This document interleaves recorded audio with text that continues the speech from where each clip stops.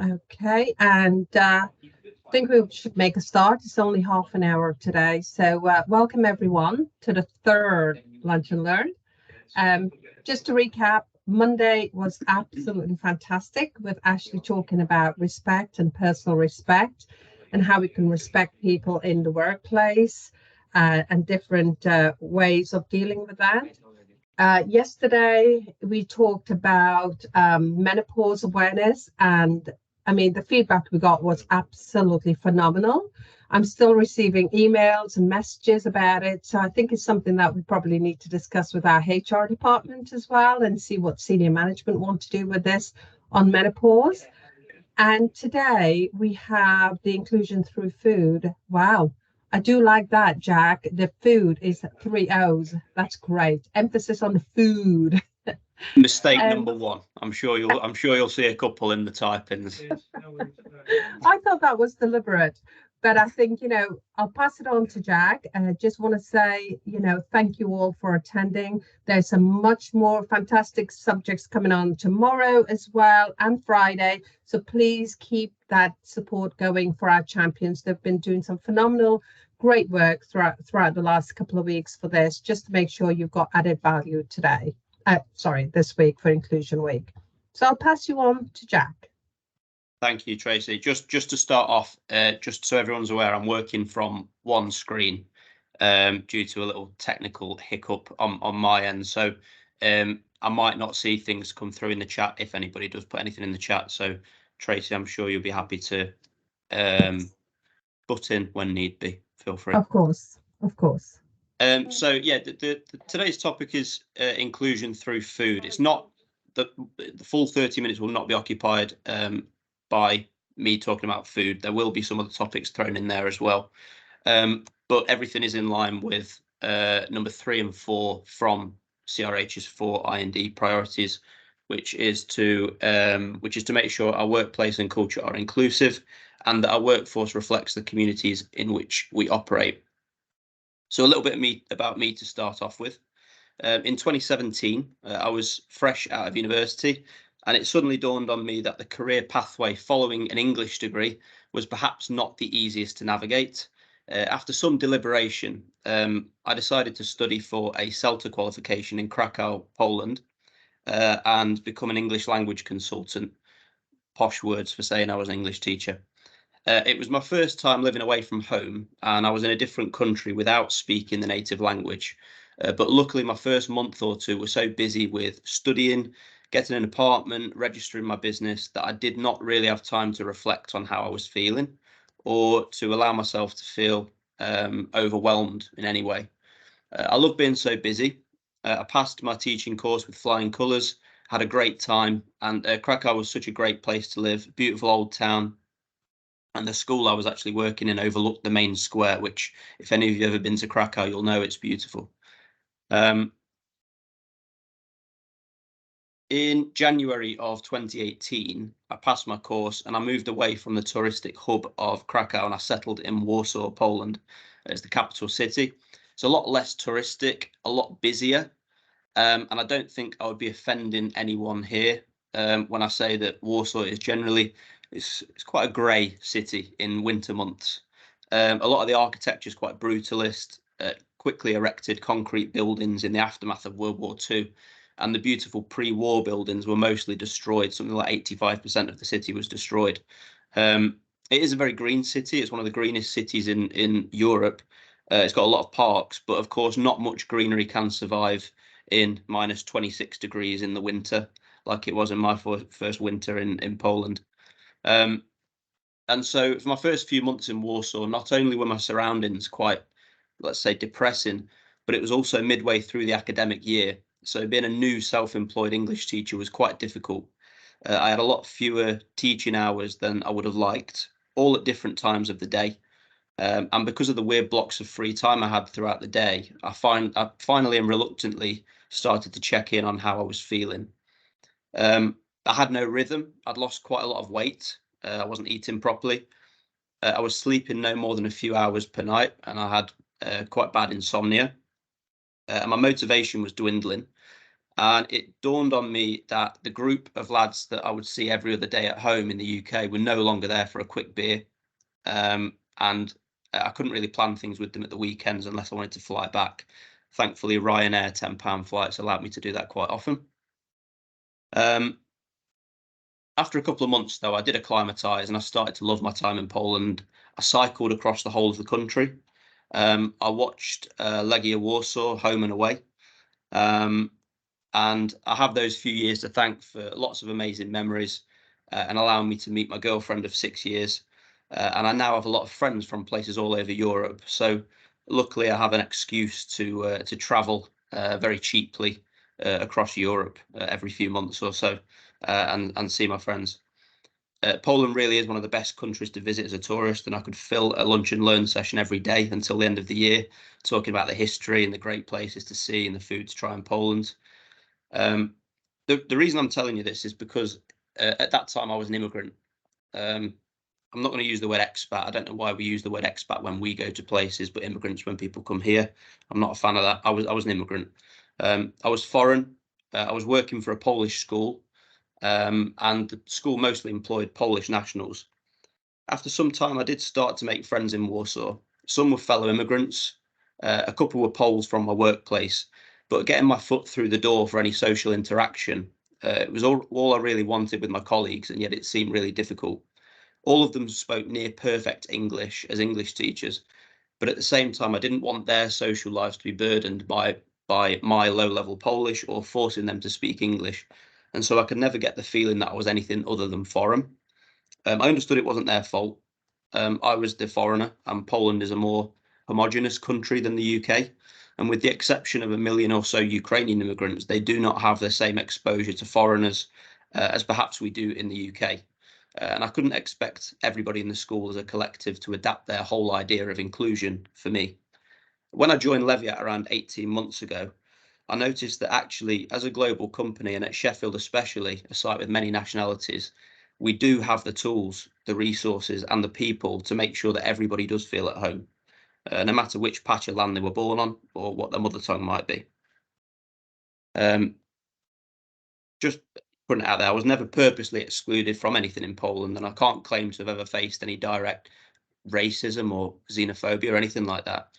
So I wasn't particularly hard done by, but that's not where our efforts should end, in my opinion. And this is part of the reason that I became a champion. For me, we should measure equally what we are not doing, i.e. we are not excluding other cultures, we're not treating our non-British colleagues differently and so on, with what we are doing and what we can do. And what we can do is include everyone in the conversation, make after work plans with our non-British colleagues, and talk to everyone and learn from one another. And this is where the food comes in. I will get to it in the end, I promise. When I visited my in-laws for the first time, they're from a place called Mazury in Poland, which is the northeast. It's about 2 kilometers from the Russian border, the little town that they're from. It's called Goldap. Very, very little village feel there. And I was shocked at how much of the day revolved around food. 2 hours together drinking coffee and eating snacky bits for breakfast. Then another 2 hours preparing dinner. Then 3 hours sat around the dinner table eating and drinking, followed by a nap, and then waking up and eating the leftovers from both breakfast and dinner as a tea. The whole day was about food. For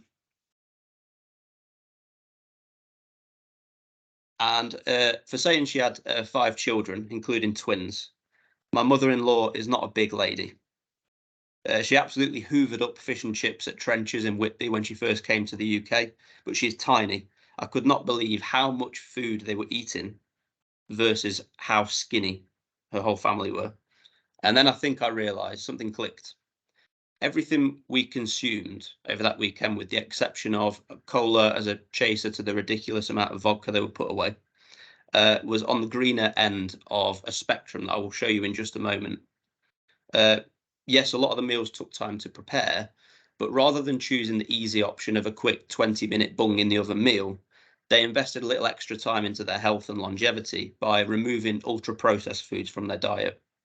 And this wasn't a conscious decision, by the way. This is just how they cooked.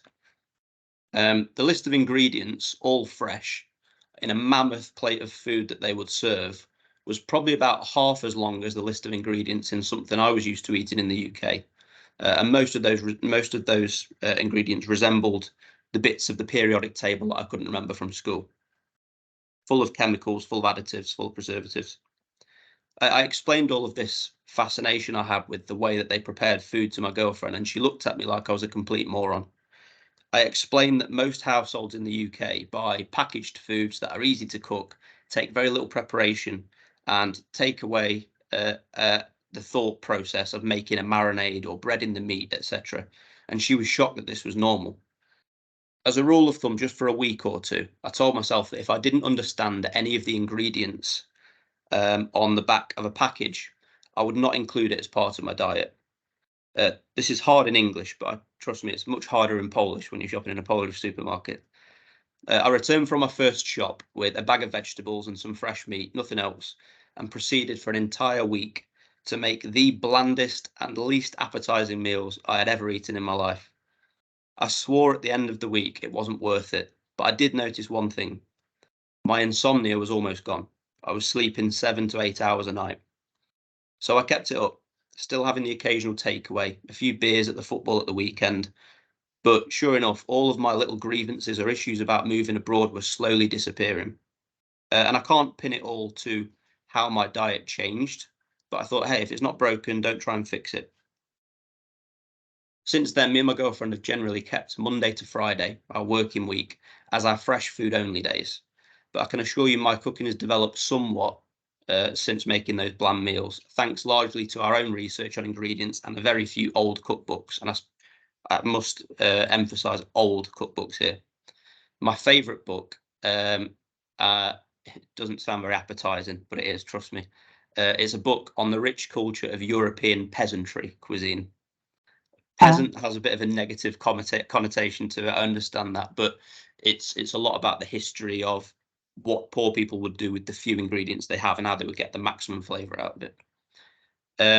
Like I say, it doesn't sound all that appetizing, but the recipes generally don't take as much time to prepare as a lot of the processed stuff you can buy in the supermarket.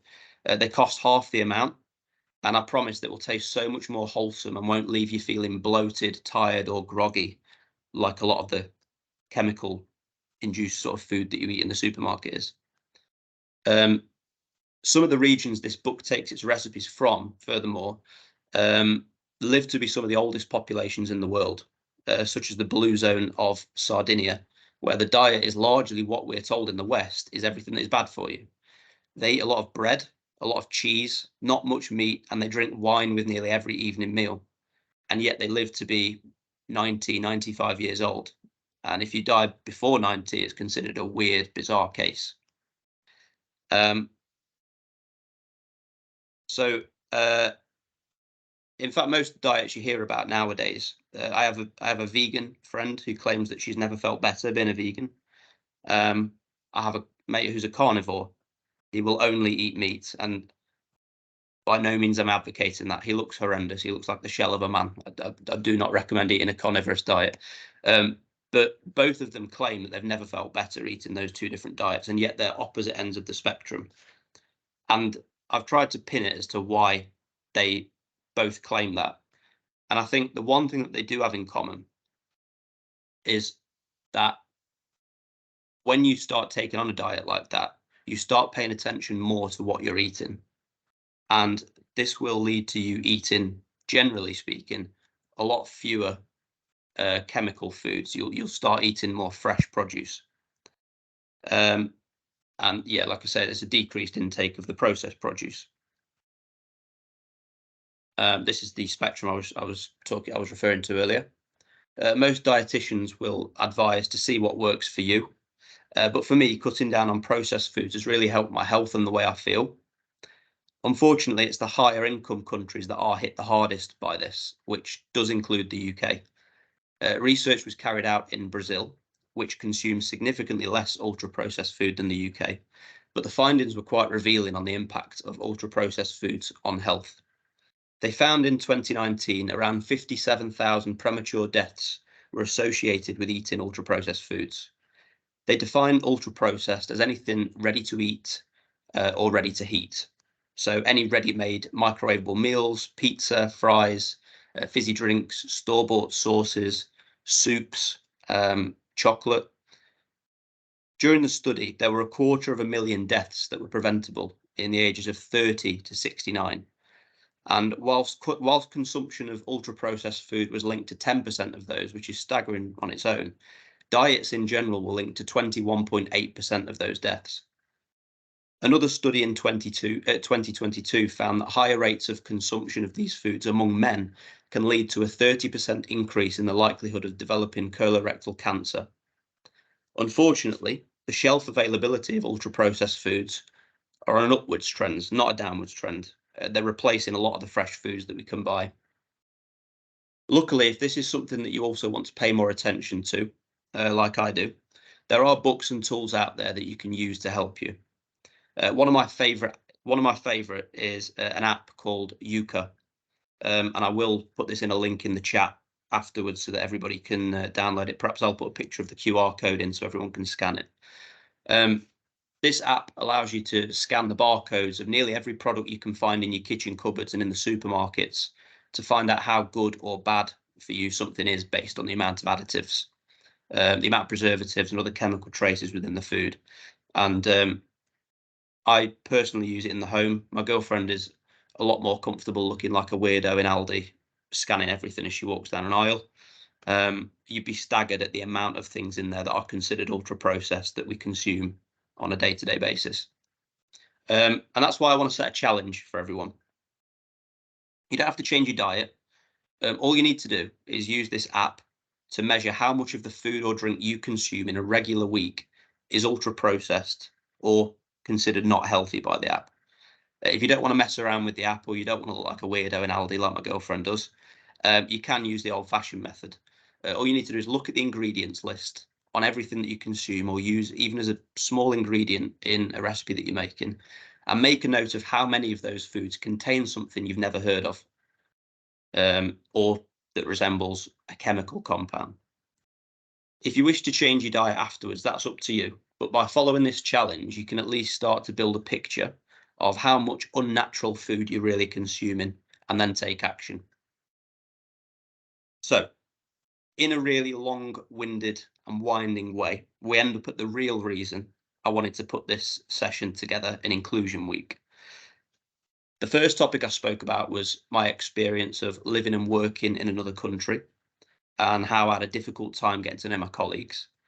And the second topic I spoke about was my shock and my key takeaways of the relationship other cultures have with food and diet. And I should probably mention this actually, the previous slide that we were on, a couple of years ago, I set myself a New Year's resolution to cook one dish from every single country in the world. And these are just a few that actually looked okay. Some of them don't look very appealing. No offense to any country's national dish there. Some of them are not the most appealing looking. These are some of the more appealing ones. And I've done probably about 50 of the 195 countries so far. I've started to get to the realm where you need to buy specific sauces and specific chili peppers online. And I haven't quite got the funding or the willpower to go ahead with those just yet. But I'm trying to average one every 2 weeks because they do take a lot of time. So yeah, like I said, I'll move on to the real reason that I've arranged the session today on this topic. Based on the first topic I spoke about my experience moving abroad, and the second topic about food. My fellow I&D champions and I had the idea to combine these themes by working on an I&D mini project, which I'm fairly confident everyone will be able to get behind. As I said, part of the word inclusion and part of what keeps us an open and tolerant place to work is learning from one another. We do this between colleagues for best practice at work. We're encouraged to.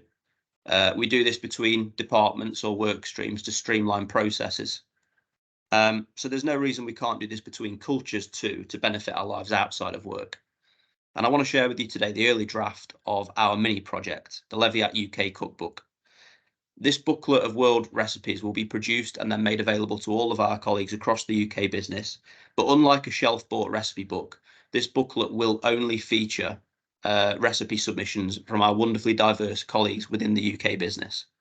So not only can you be assured that these recipes are authentic, perhaps quite niche and unheard of from some very specific regions of the globe, but also you can be assured that for one or more of your colleagues, the recipes that you trial and eat from this booklet will be a huge part of their upbringing and their home life, perhaps making you feel a little bit more connected to the colleagues around you.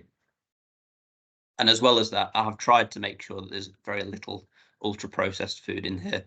My submission was a Bakewell pudding because I'm from Derbyshire. Quite difficult when you've got that amount of sugar going into something to make sure it's not ultra processed.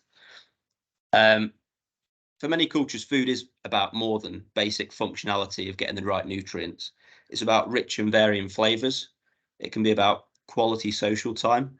And as you'll read about in the book from our contributors, it can be about fond memories of times and people gone by. Each of the recipes you see in the booklet will feature the name of the colleague who submitted the recipe, the region of the world that it comes from, and a few sentences from them on why the dish is so important. As I said, we can learn a lot from each other by having these conversations and indulging in the best parts of other cultures. Call me a simple man, but in Poland, I was overwhelmingly impressed by the seemingly endless possibilities of ways to prepare the humble potato. Honestly, they can do 1,000 different things with it. The first meal I had, I saw my father-in-law squeezing the moisture out of it and then doing something else to it and then cooking it. It was back at a 3-hour-long process. I thought that is a lot of dedication for a potato. Luckily, my girlfriend is Polish and is desperate to prove that her cooking is better than mine. It isn't. So I generally let her take charge of any Polish cuisine we might cook. But this has got me curious what other world foods or even tips and tricks in the kitchen I'm missing out on by not knowing about other cultures. I personally don't get to our UK sites too often, but for those of you I have spoken with before, you will know that I can't go 5 minutes without discussing food or trying to not so subtly extract a dish name from whoever it is that I'm in conversation with. I encourage you to talk about this more with your colleagues, especially with your colleagues from a diverse background. And hopefully this booklet will be a way for each of you to dip your toes into the food of a colleague's own culture and learn to love cooking and nutrition in the way that I did. Lastly, the reason I am presenting this to you before the booklet is ready and not after is, well, can anybody guess why I'm sharing this with you before it's ready? You want some more recipes? Yes, please. Thank you very much, Rachel. More. We need submissions.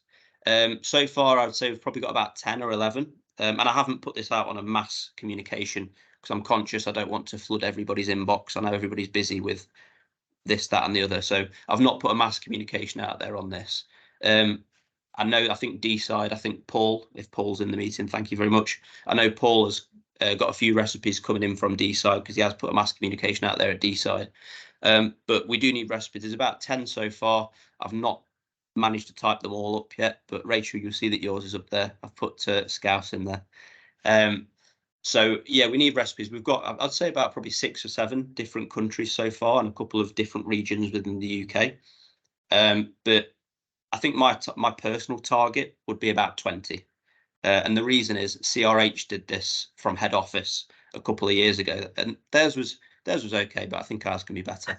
That one had about 20 in it from head office. I think we can probably hit a few more. Yeah, I mean, it doesn't necessarily need to be a full recipe that you submit, by the way. You could easily just send me a dish and a few sentences about why it's important to you, about where it comes from. And luckily, I don't have a life, so I will happily sit here in the evenings researching that recipe and typing it all out. Tracy, sorry, did you have your hand up? Yeah, just a quick question, Jack, for everyone on the call. What's the deadline to submit a recipe over to you?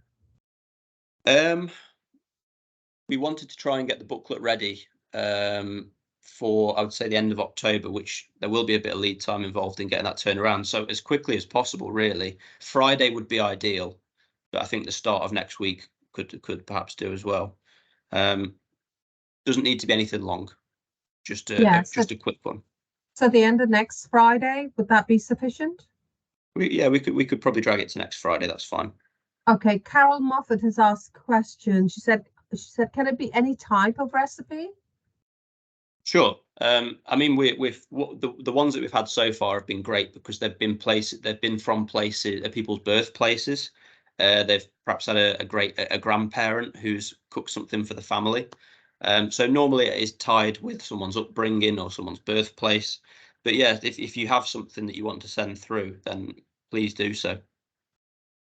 That's great. You'll be inundated now. As Shelley said, she'll send over a Scottish recipe. Jacqueline Fenton is saying she's looking for new food inspiration. So this is really being great. Oh, Carol, you've got a question? No, I haven't. Sorry, I pressed it by mistake. Oh, right. Okay. Tracy, it's Coral, not Carol.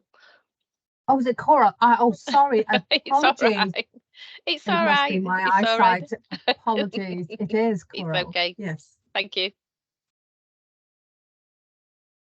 Yes, I mean, I am expecting probably a few recipes to come through. You can message them by Teams to myself or any of the other champions, and I'm sure they will happily forward them over to me. You can reach out by email if you wish to,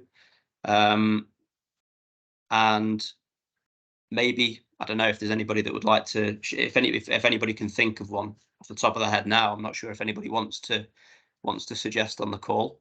But we'll be happy opening up about something that they've a recipe from their childhood, perhaps.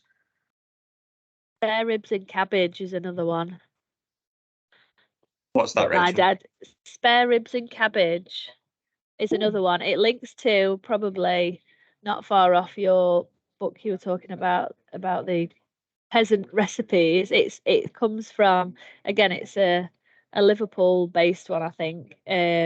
And it is just simply spare ribs and cabbage, but it's how the spare ribs have been prepared with the boiling off and then the salt being drained and things like that. But yeah, I'll try and find the recipe for that as well.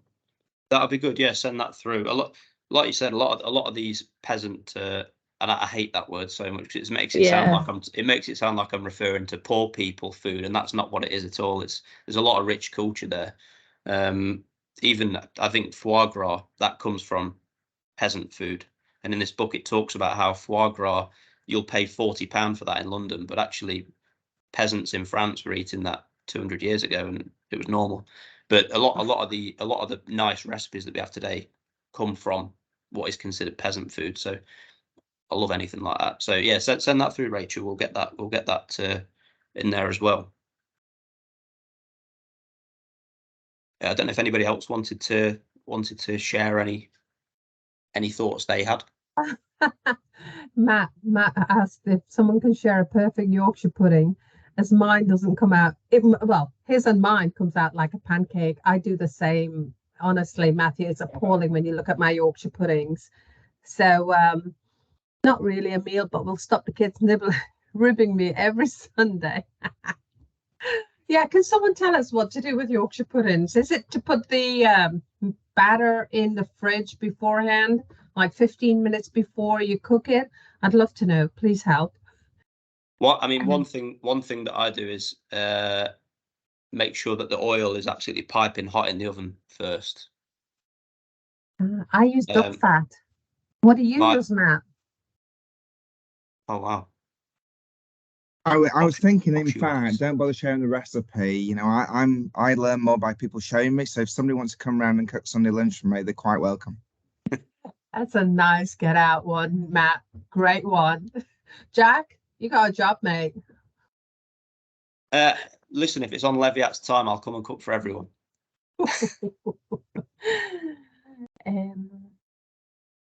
So what is the name of your book then, Jack? This cookbook? There was a working title. There was a really cheesy one I thought of, but then I had to delete it because it was too cheesy. It was Leviat's Levy Eats. Well, can that be a challenge for everyone on the call to think about some really good names? I mean, it's still a work in progress. So yeah, if anyone's got any ideas, then please send it through. I mean, what we really want from or what I would really like from this is that other countries will see this and perhaps start to cook some of this for themselves as well. It'd be great to showcase the diversity that we've got here across Leviat globally. Yeah, that'd be great. I think you're getting some good messages in the chat as well. A lot about gluten, dairy-free and vegan puddings as well, the recipes. So that'd be great to look at some of these, because like myself, I do suffer with my gut, so I'm very careful with dairy products in particular. Smashing, yeah. Nick mentioned this as well, about including some vegan recipes. So if anybody's got anything like that we can include, it's always good to cater to a number of different diets that people might be on. Yeah. And again, Jack, as Shally mentioned it, which I think is really good, there's an opportunity to share it across the wider region. And it probably won't only be Europe, Western APAC, the UK and Europe, Western APAC. We can go global on this as well. So we can get our other IND colleagues and council members to sign up to it. Definitely. Nick is going to whip something up tonight looking at the fridge. Great. Let us know what it is tomorrow, Nick. Good stuff. I'll just conscious of time. I'll stop the sharing, and I've not had a look at any of the chat yet, so we're curious to have a look.